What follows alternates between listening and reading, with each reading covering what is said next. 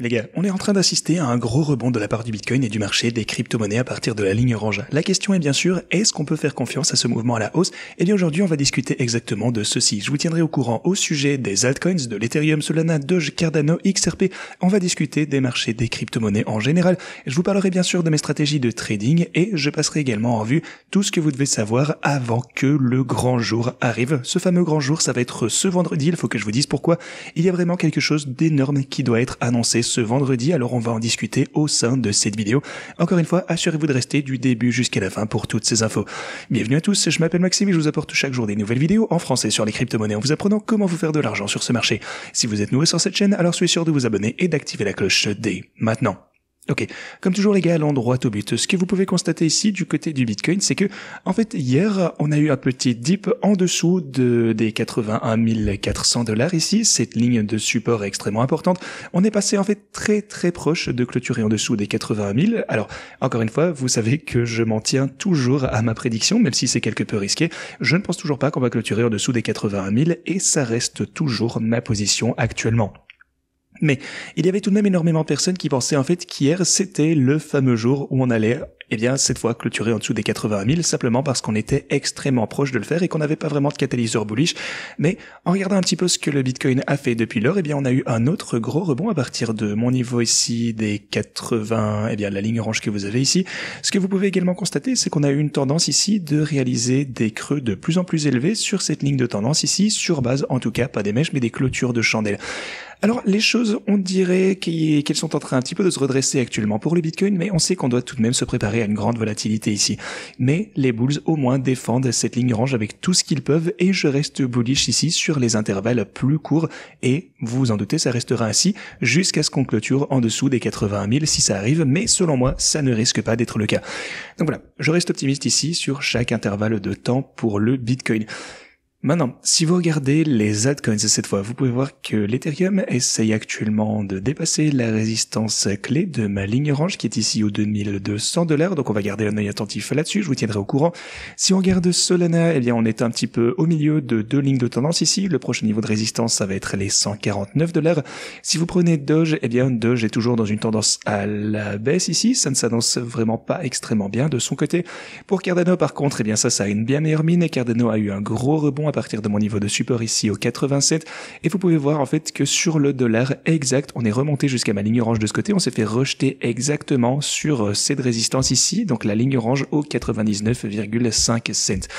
Donc, si vous regardez maintenant XRP, même chose de son côté, en fait, on est en train de se trouver du support actuellement à partir de mon niveau des 2,40 $. En fait, vraiment, pour la plupart des altcoins, je dirais peut-être à l'exception de Doge, tout le reste du marché se présente plutôt pas mal. Si l'Ethereum peut franchir ce point, je m'attends à ce qu'on grimpe également jusqu'aux 2400 $ assez rapidement. Donc ça s'annonce pas si mal. Si vous regardez le Bitcoin, on a, attendez, si on étend ceci, vous pouvez constater qu'on a la résistance de la ligne pointillée jaune qui se présente ici aux 91 000 $. Donc ça va être un niveau clé dont il faudra également être conscient à l'avenir. Mais le Bitcoin, de son côté, attendez-vous simplement à ce que ça continue d'être volatile prochainement. Si vous regardez le graphe total, on essaye actuellement de se rapprocher très lentement des 2950 milliards de $. Allez, on va dire que ce pattern me rappelle à bottom arrondi ici. On va voir si on peut franchir ceci.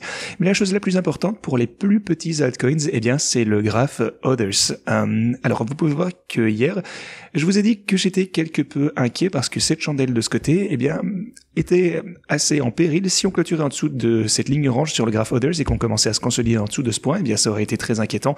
La bonne nouvelle, c'est que effectivement, on a réussi à avoir un rallye pour repasser au-dessus de ce point et maintenant, on est au-dessus de ce niveau clé de support pour le graphe des autres cryptos. Donc les choses ont l'air ok, on va dire, pour la crypto en général. Pour le Bitcoin, je dirais que ça se présente toujours bien parce qu'on est toujours au-dessus des 81 000 $. Une fois encore, si quoi que ce soit, j'aurais toujours envie de vous dire que c'est une bonne opportunité d'achat et je pense que les 81 000 $, risquent d'être un support solide. On ne clôturera pas en dessous pendant les mois qui arrivent. C'est ce que je pense. Ce n'est pas un conseil financier, bien sûr, mais je m'en tiens toujours à cette prédiction. Si on clôture en dessous des 80 000 $, alors oui, il faudra que je réévalue ma position ici au niveau des cryptos. Alors, pour les marchés traditionnels, ce que vous pouvez voir de leur côté, c'est qu'on a eu une énorme énorme chute hier. Il continue, eh bien, grosso modo, de se retrouver dans une chute libre. Ici, on a eu un petit rebond alors qu'on s'approchait de ma ligne orange des $5 728.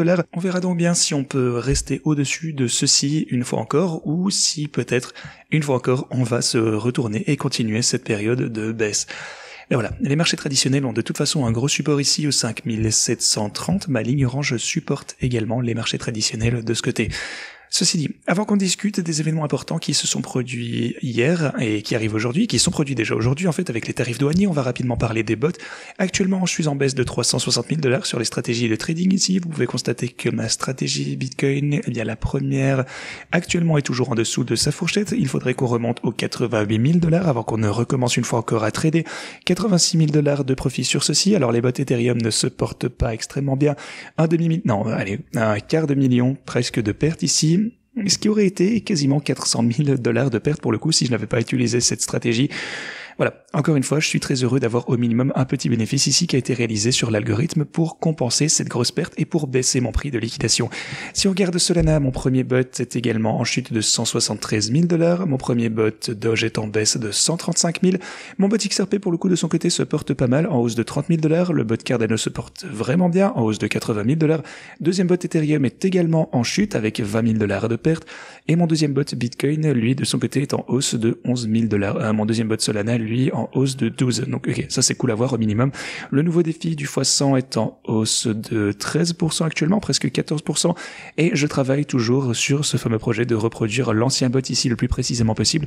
La fourchette de trading est toujours hors de portée de toute façon pour mon ancien bot, mais je continuerai à vous tenir au courant de ceci à l'avenir. Voilà, les choses s'annoncent bien mieux qu'il y a quelques jours pour les stratégies de trading. Et j'ai d'ailleurs une grosse mise à jour à vous proposer concernant les stratégies de trading qui arrivent très très vite au sein des quelques prochains jours. Alors assurez-vous de vous abonner et d'activer la cloche dès maintenant pour ne pas le rater.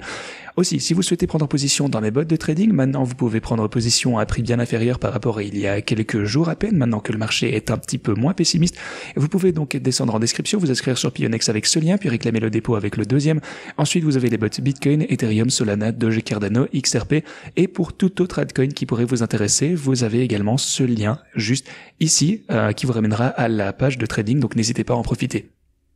Aussi, n'hésitez pas à consulter mes plateformes d'échange préférées. Dans la description, vous avez tout qui est répertorié. De ce côté, vous avez de gros bonus de dépôt. Ceci dit, continuons. Alors, que s'est-il passé au cours des 24 dernières heures? Alors, Lutnick a déclaré que Trump pourrait effectivement annuler les tarifs du Canada et du Mexique demain, c'est-à-dire aujourd'hui.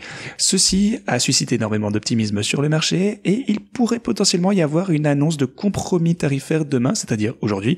Et ça, ce serait pour le coup intéressant à voir. Ça ferait exploser les marchés. Alors, si vous continuez donc en Ontario, le Canada dit que si les tarifs persistent, ils appliqueront immédiatement une surtaxe de 25% sur l'électricité qu'ils exportent vers New York, le Michigan et le Minnesota. Alors, pour continuer, Trump dit que lorsque le Canada apposera des tarifs de rétorsion, eh bien, il y aura encore plus de tarifs qui arrivent de leur part. Donc, c'est vraiment, en fait, une guerre des taxes ici.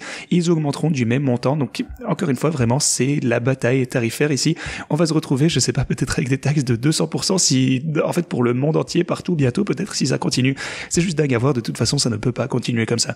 La Chine impose également maintenant un tarif de 10 à 15% aux États-Unis. Et aussi, pour le coup, bonne nouvelle, Zelensky, juste après leur discussion assez échauffée dans le bureau ovale, il dit qu'il est regrettable que les choses se soient passées de cette façon. Et ce qui en ressort également, c'est que il est temps de faire les choses correctement afin qu'on puisse peut-être mettre fin à la guerre. Ce qui, ça serait positif pour le monde entier, mais par définition pour la crypto ici, serait positif pour l'humanité, bien sûr, et c'est ça le principal. Sinon, le plus gros truc, c'est que vendredi, Michael Saylor a été invité au sommet pour les actifs numériques à la Maison Blanche. Ça a été organisé par le président, et voilà le truc, encore une fois. Ceci rend beaucoup plus probable qu'il pourrait s'agir de quelque chose concernant une réserve stratégique de crypto-monnaie qui risque d'être annoncée ce vendredi ou quelque chose en ce genre. Michael Saylor va donc bien sûr s'y rendre et essayer de convaincre Donald Trump et ses autres personnes influentes qu'on devrait, quoi qu'il arrive, ajouter du Bitcoin à une réserve stratégique s'il n'était pas déjà convaincu. On verra ce qui en sortira, mais c'est assez bullish, à mon avis, que Michael Saylor soit invité au sommet. Donc voilà, j'ai vraiment hâte de voir ce que ça nous réserve. Mais les gars, grosso modo, c'est un peu toutes les mises à jour que j'ai pour vous aujourd'hui. Je suis toujours bullish. Je pense toujours qu'on ne va pas clôturer en dessous des $80 000. C'est ça que je retiens du marché. J'utilise toujours mes stratégies de trading. Je pense toujours, que dans un court laps de temps, Bon, allez, on va dire peut-être pas dans un laps de temps extrêmement court, mais de toute façon, elles finiront par se retrouver toutes en profit. J'ai toujours la foi. Et si quoi que ce soit, eh bien, je pense que c'est simplement une meilleure opportunité d'achat. Je pense toujours qu'on est dans un marché haussier. Je pense toujours que le Bitcoin va atteindre des prix beaucoup plus élevés et entraîner le reste du marché. Donc voilà, tout va bien. Il faut juste ne pas se faire liquider. Merci d'avoir regardé et moi je vous dis à la prochaine.